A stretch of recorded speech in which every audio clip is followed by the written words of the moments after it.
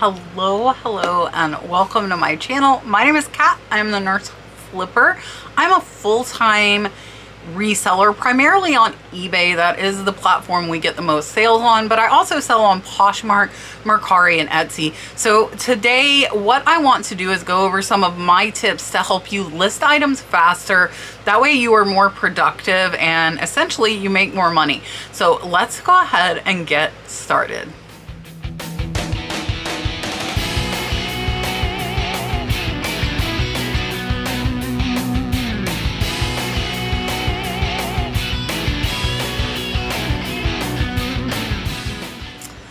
I do want to start off by saying that not everybody is the same. So you definitely have to figure out what works for you and what is the best method for you. It is not going to be the same for everyone.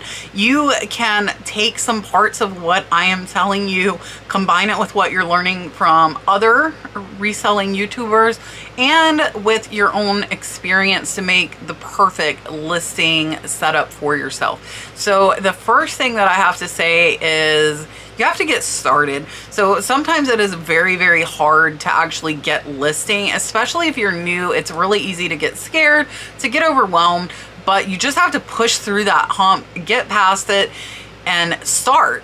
The more that you do, the better you are going to get at it. That is just natural with anything. Practice, of course, makes perfect, and you do have to work on your methods in order to get better at what you are doing. So for me, I am going to tell you what I do. I am going to give some tips, and it might work for you, it might not work for you. That really just depends on what you're selling, what your setup is, and what your schedule is. But getting started is definitely the number one thing. Number two for me is it is much easier to use the cell phone to list. It might not be the same for you. I have heard from several people that they find it easier to list on the computer. You might have bad vision where it's really hard to see on the phone, or it's hard for you to use the phone. So definitely do what's easier for you. But in my experience, you can go faster by listing on the phone. And the first thing that you want to do is sell similar. So you might ask, well, what if I can't find my item on eBay? Well, find something that's similar to it.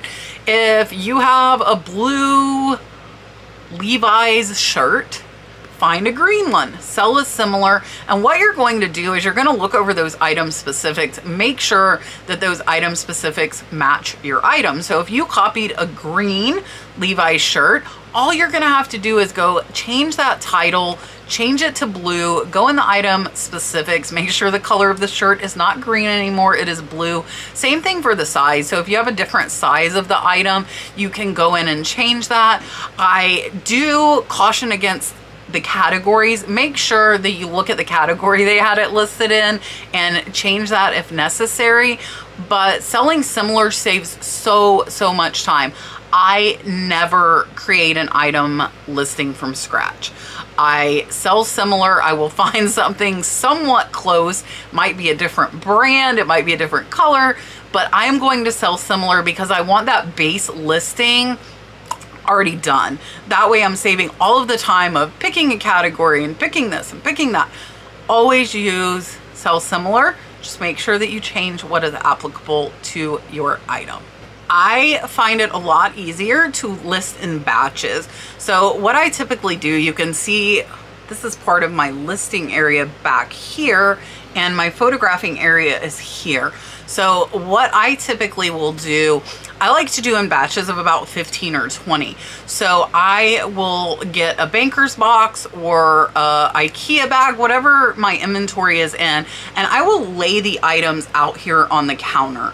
So they are all laid out in a row. I know exactly what I'm gonna photograph, and it is ready to go. So the first step in doing that, once I lay them out on the counter, I go through if I need to remove price tags, if I need to clean it, if I need to group it together with something else. I will put them all in a line on that counter, and I do put like items together. So I use the tape measure in my listings. So I have the tape measure pulled out, and I'm gonna do all smaller items together. Then I might move to medium.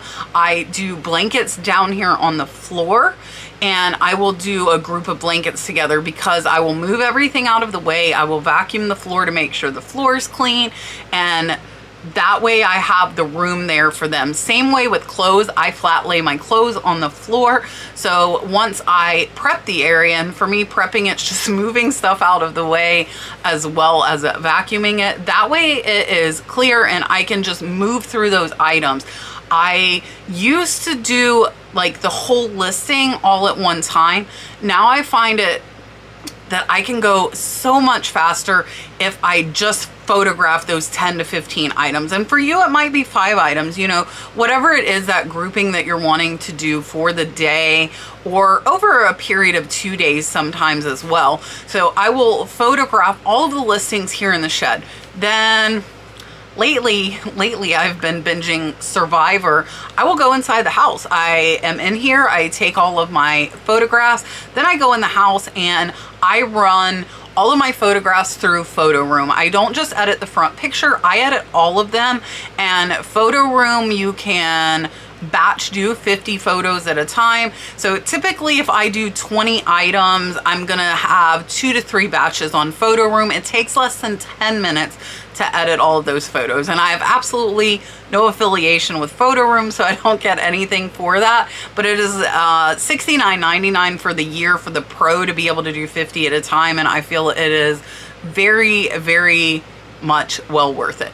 So once I have those photographs edited, at that point I'm going to go through them in the order that I took them, and then I will search on eBay for something to sell as similar.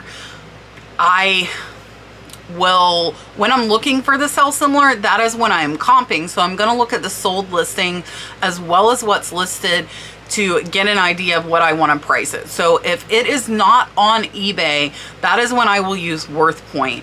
I will drop a link down to WorthPoint in the comments for you, and that holds a 10-year history. So if you can't find your item on eBay, and you do need to know something about that item, like a brand or something like that, to be able to type it into WorthPoint, I will not spend typically more than 10 minutes researching one item. I am going to price it wherever I'm happy. So let's say I paid $2 to $5 for it. I might price it at $20, $25, $30, unless I see that it's selling for more. If I see it selling for more, I of course am going to price it higher to try and get more money for that item. But I am not going to spend more than 10 minutes researching any one item 99% of the time. And the reason for that is I research them when I am outsourcing them, so I have an idea of the price that they are going to sell for when I am listing them. So you shouldn't be spending a ton of time researching, otherwise you probably shouldn't have picked the item up. You know, if you couldn't find comps, don't know what it's going to sell for, then that's something I personally will leave on the shelf when I am outsourcing. Now, one of the biggest time savers for me, and I do personal coaching, I do one-on-one coaching, and this comes up quite a bit with my one-on-one coaching students. I do no descriptions. So the only exception to that is if there is a flaw. So if a piece of glass is cracked or chipped, or paint is missing on something, or there's a stain on a piece of clothing, my title is my description. That is it. Nothing else. And I have no problem selling. We've sold almost $17,000 this month. So if you think having no descriptions impairs you, I would have to disagree with you. And some people feel compelled like they have to have that description. I'm telling you, you don't. And if you can get past thinking that, you will be able to list and make so much more money. Now, if it has a flaw, by all means list it. I also do not do any measurements on clothing, which is kind of controversial, and I do get some messages asking for measurements, but I also sell a lot of clothing without measurements. And my thinking behind that is, I know when I am buying clothes on eBay, I'm searching for brands that I already wear, I already like, I already know what size I need. I'm not looking, I don't know my measurements. And I think most people aren't looking for a new brand when they're shopping on eBay. I think they're looking for brands they know, that they already know what size they wear. Now, if it's shrunk and they buy it and it gets returned, then so be it. But the time that I save not doing measurements far outweighs the 1 or 2 returns per year that I might get on clothing items. I have started over probably the last 6 months. I do measurements of pretty much everything. So it is a pet peeve of mine. It is a pet peeve of mine. If you're in my membership and see me do eBay store reviews, it is a pet peeve of mine. I hate seeing tape measures in the front photo. Do not think it's professional. Do not think the first photo is placed for that. But I do a picture with a measuring tape of almost every item, and it is my last photo. That way, if they write me and say, well, how big is this? I say, oh, well, look at the photos. So my Longa burger baskets, for example, I'm taking a picture of how tall they are, how wide they are, and I'm showing that measurement in my photos so they can just refer to that. There's no need to have to type that out. But if I do sell similar from somebody that does all of that, and I know they have the exact same basket I have, my measurements are already in there, and I didn't have to take those measurements and put them in. So if you find a really good listing to copy, then you are so many steps ahead of the game. Listing items of the same type at the same time is super beneficial because you might need props, or like I was saying, I need to have the floor, you know, stuff moved out of the way, have it vacuumed to list clothes or to list blankets. So I will do multiple blankets or multiple shirts at the same time because I already have that area clean. Same thing for scarves. I'm going to do a bunch of scarves at the same time because I do use my mannequin, pull down my photo background. And if I'm going to do all of that, I want to do multiple items of the same type of item. So I might do a lot of hats because I'm going to use the styrofoam head. So I've already got the styrofoam head out, going to put hat, hat, hat, hat, hat. Can be repetitive, but that is the way to do it faster by listing like items because you have the same setup and you can just go, go, go, go, go. I think another thing that comes up frequently in my coaching is it doesn't have to be perfect. I'm a little bit OCD myself, I'm not going to lie to you, but if you are over obsessing about your listings, especially if it's a listing for something that costs $10 or $20, you're discounting yourself, you're discounting your time, which is way more valuable than fussing over a listing for a $10 or $20 item. Take the photos, make sure they look decent, and move on. Don't obsess over the researching. Don't over obsess over how perfect the photos are. And you do need to take good photos, and the more photos that you take, the better you're going to get, the faster you're going to get. So list more, and that way you're going to get faster by repetition, by doing it. It will naturally start to come faster to you. If you're new, it is going to take a little bit of time. Also, you do not need to have 6 photos of an item that doesn't need 6 photos. So for DVDs, for example, I do front, back. I do open it up and show the inside of the actual CD, and that is it. For a Harley pen though, it's going to be front, back, and one with a tape measure. 3 pictures is more than enough. Don't make yourself, oh, I need 6 pictures of every item.